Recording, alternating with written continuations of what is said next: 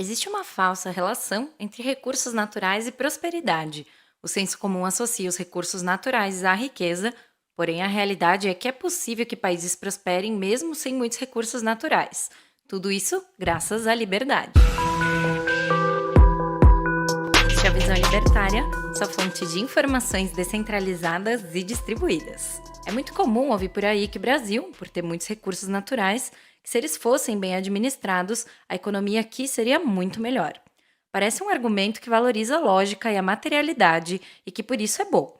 Mas quando se contra-argumenta com vários exemplos de onde os recursos naturais são parcos e mesmo assim há mais prosperidade, como Hong Kong, que era ainda mais pobre que nós, ou Israel lá no meio do deserto, que enriqueceu, aí os argumentos desabam e a lógica lá longe manda um abraço.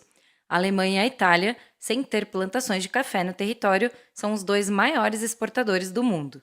Esses exemplos mostram que a riqueza de um país não depende exclusivamente de seus recursos naturais. Há algo muito mais importante para a prosperidade: a liberdade. Especificamente no âmbito territorial de governos, mesmo sendo via empresas não estatais, a liberdade econômica. Correlação de prosperidade com a abundância de recursos naturais é uma falácia. Alguns dizem que, apesar da abundância aqui, o problema é a administração do governo ou a corrupção, aquele papo de sempre. O Estado será o pior administrador porque ele nunca precisa ser bom. O dinheiro que ele tem é o que ele retém de você. O principal é que haver recursos naturais abundantes não garante riqueza. Eles estão lá, parados. Para algo prosperar, deve haver geração de valor. E não é a existência dentro das linhas imaginárias que faz isso. O que cria a riqueza são as trocas em que cada um recebe o que quer. Não importa depois se o item adquirido será bem ou mal usado, e sim que na troca houve a geração de valor para as partes. Assim como, filosoficamente, se não há nariz, não há perfume, a existência de algo só é considerada quando há percepção, e só haverá interesse se houver uma ideia de utilidade. Não adianta haver zilhões de madeira, de minério, de petróleo, se eles não forem demandados por alguém. Foi o intelecto humano, a criatividade, o conhecimento e o esforço que transformaram materiais da natureza em recursos úteis para cada um. A gente não saiu da idade da pedra porque acabaram as pedras. Foi porque combinamos as pedras de maneira diferente e com coisas diferentes. O petróleo é um exemplo disso. Ele é conhecido desde as civilizações antigas no Egito, Mesopotâmia e China, mas só passou a ser industrializado quando aprendemos a fazer isso. Foi só no século XIX em que também outras coisas passaram a ser beneficiadas, e ficou tão fundamental para as sociedades que passou a ser disputado. Logo será superado também. A necessidade é a mãe da criatividade. Sem ela, o petróleo seria tão importante para nós quanto uma bicicleta é para um peixe. Outro exemplo são os materiais usados para fazer chips eletrônicos, especialmente o silício, que sempre existiu na natureza, mas demorou muito para chegarmos nisso. Toda uma cadeia de conhecimento se desenvolveu até o ser humano perceber a utilidade dele em grande escala. O economista que percebeu essa não causalidade entre abundância e prosperidade foi Julian Simon. Para ele, a mente é o recurso definitivo e supremo, porque só ela é que pode criar todos os outros recursos valiosos que chamamos de recursos naturais. Ele usa a palavra criar como perceber a utilidade, que vai fomentar o interesse e então motivar o desenvolvimento do acesso a eles. Esse entendimento é fundamental para ver que os recursos não estão acabando. Alguns materiais podem se exaurir, mas, pelo contrário, como as possibilidades de combinação são sempre crescentes, sempre teremos ao que recorrer para melhorar os itens que usamos para viver. Mas, para isso, é fundamental que haja liberdade, que só existe quando há respeito à propriedade, e o Estado é o primeiro a ir contra isso. Assim, as pessoas, agindo individualmente ou em empresas, são livres para empreender o que têm, seja do intelecto, da informação ou do material, para trocar soluções que precisam. No mercado, quando é muito ou pouco livre, o desperdício significa prejuízo. Por isso, um recurso que está sendo mal usado motiva uma mudança de planejamento. Quando um recurso valioso é usado fora de um sistema de preços livres, com interferências de um intruso, é muito mais difícil medir o quanto se perde, tanto em material como custo de tempo. Os países onde se diz que há capitalismo é onde há alguma liberdade econômica. Mas não há capitalismo, liberdade de verdade. Quando lamentamos os desastres com barragens de mineração assolando cidades, o que o seu amigo socialista vê é uma empresa capitalista culpada. Mas o que ele não vê é a regulação estatal que criou dificuldades contra a concorrência e, por isso, fomentou o comodismo tecnológico. Não é por acaso que os piores desastres ambientais aconteceram no alto socialismo, como o desaparecimento do Mar de Aral e o desastre nuclear de Chernobyl. Ambos estavam fora de um sistema de preços livres. Nisso, as pessoas não têm como quantificar e então se motivar a realocar o que está mal aproveitado. É uso irracional. Das duas, uma. Ou a democracia existente é inútil, porque não faz outra coisa a não ser institucionalizar escolhas que a maioria já faria se fosse realmente livre, ou ela não existe, já que serve para obrigar a minoria a escolher algo que, se deixada livre, não iria escolher. Essa frase é do Marcelo Mazzilli, do livro Estado? Não, obrigado. No livre mercado, o desperdício aumenta a raridade, que é exatamente o que as pessoas, sejam livres, ainda mais quando estão restritas, querem evitar. E ao cair na irracionalidade, seja do uso dos argumentos para planejar, acabou. Quando acaba o uso racional, a razão acabou. A correlação entre a abundância e a prosperidade é falsa. O Estado está aí em níveis altos ou baixos de interferência.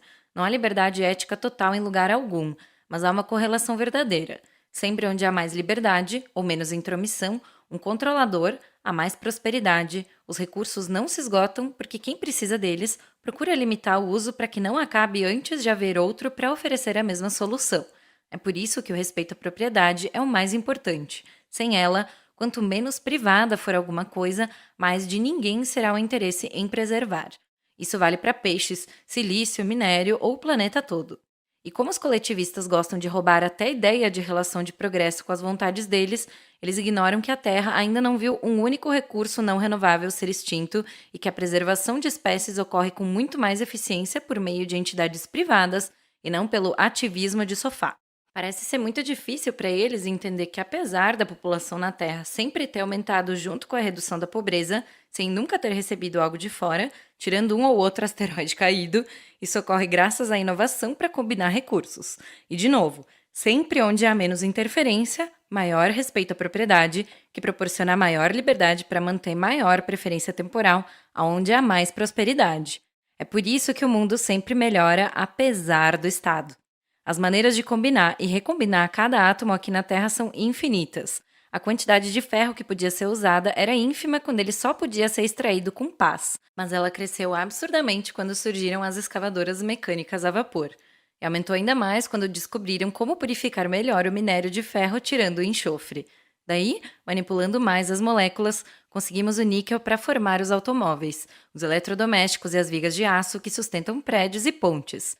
Ele se tornou muito mais útil e valioso para o bem-estar do que se ficasse lá nas rochas, protegido por leis estatais. Aliás, não foram leis estatais que protegeram as baleias jubarte dos caçadores. Foi a troca das lamparinas a óleo dos postes de rua por luz elétrica. Como a tecnologia de iluminação mudou, acabou o interesse pela gordura delas usada na produção do óleo das lamparinas. Nunca é o Estado, é sempre o mercado, inclusive para coisas ruins. Mas a diferença é que quando é livre, se corrige mais rápido e melhor do que com interferência central. E isso vale para todo e qualquer recurso que seja do interesse de alguém e se for viável economicamente a sua extração. A oferta de itens economicamente utilizáveis aumenta à medida que o homem aumenta o conhecimento, que é infinito. A previsão de Julian Simon é oposta ao senso comum, preso à velha e inválida ideia malthusianista. Para os progressistas, nós estamos consumindo mais do que deveríamos, os recursos estão acabando, o planeta não aguenta mais, o ser humano é um vírus, blá blá blá blá blá, e precisamos nos agarrar ao ecossocialista fofinho mais próximo para salvar o planeta. Para essa turma, a única maneira de não ficarmos sem recursos é diminuindo o crescimento econômico, o maldito consumismo, incentivado pelos malvados imperialistas americanos. Oh, preguiça! É justamente o contrário. É pela rede econômica de produção e consumo que se cria a riqueza. Além do sistema de preços, que evita o desperdício, o livre mercado permite que as pessoas tenham mais tempo para se educar e ampliar o aprendizado, que sempre será útil para aumentar a eficiência e produzir mais com menos. O argumento principal pela liberdade e pelo respeito à propriedade é ético e não porque seria mais eficaz. É pela maneira ética que a eficiência ocorre. O ser humano reage aos incentivos que percebe para conseguir algo que o faça se sentir melhor, sendo para si mesmo ou para cooperar. É por isso que a liberdade é fundamental. Normalmente, as ideias de que os recursos estão se esgotando e que países que têm muito de alguma coisa deveriam estar mais ricos vêm de pessoas que desvalorizam o indivíduo, consideram como um inimigo da natureza e acreditam em soluções estatais e em posições coletivistas de políticas ambientais, mas os únicos a ganhar com essa ideia são os governantes e quem está aliado a eles. A maior diferença entre sociedades livres ou estatizantes está no valor que dão à propriedade. Por ela se tem respeito à liberdade. Quando isso é bem conhecido, se entende por lógica que a liberdade acaba no limite individual. Não mexa comigo, sem eu ter concordado, que eu não mexo com você. Quanto mais estatizante é a mentalidade, menos escrúpulos há para limitar a vida em função da sustentação do Estado. Não é por acaso que a história de regimes dos mais socialistas são as mais recheadas com as maiores atrocidades que vitimizaram o ser humano. Por tudo isso, é que o principal recurso natural, jus natural, que existe é a liberdade. O que importa não são os limites imateriais físicos. E hoje em dia, nem o dinheiro físico, e sim o dinheiro que permite soberania monetária, a verdadeira propriedade monetária, mesmo sendo digital, e sim que o ser humano seja livre para experimentar, interagir e reimaginar o uso do que tiver à disposição. Obrigado por sua audiência. Esse artigo foi sugerido e escrito por Lucas Alves, revisado por Stan Calderelli e narrado por Salander. Se você gostou desse vídeo, clique no ícone de curtir abaixo e compartilhe o vídeo em sua rede social. Se você deseja ser notificado de outros vídeos, clique em se inscrever e depois no ícone de campainha. Até a próxima!